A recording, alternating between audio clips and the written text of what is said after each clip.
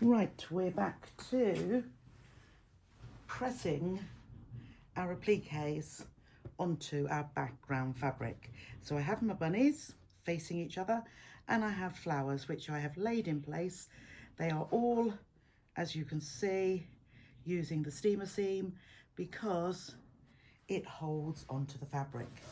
But just to secure them, it is better to actually give some heat, and there's steam coming out as well, just before we actually free motion quilt them completely together.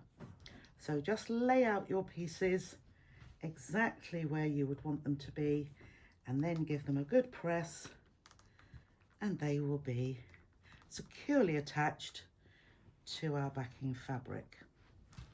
So that's all done, and I'll show you now, just like any other fusible would be, they're completely adhered. See, I'm not even flicking those up. So the next thing I'm going to do, because I'm going to make this into a wall hanging, I've got some Thermolam wadding, which is 100% compressed polyester, beautifully flat. If this is going to be a little table runner or wall hanging, so that fits on there. I've got a little bit around the edges because when we come to quilt it can make it move in a little bit from the sides, and the last thing we want to have is space at the sides where there's no wadding.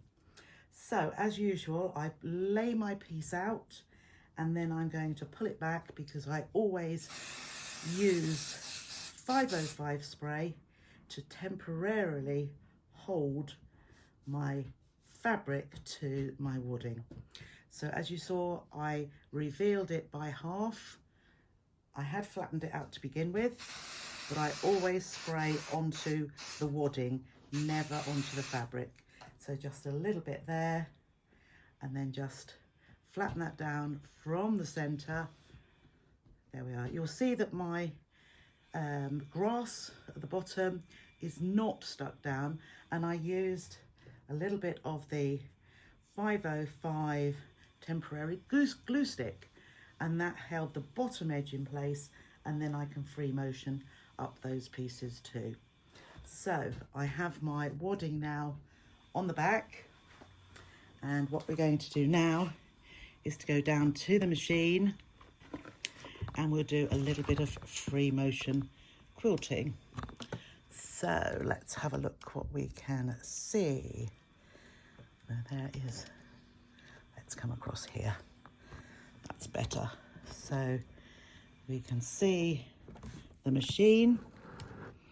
I have got the free motion foot on my machine now, and I have dropped the feed dogs.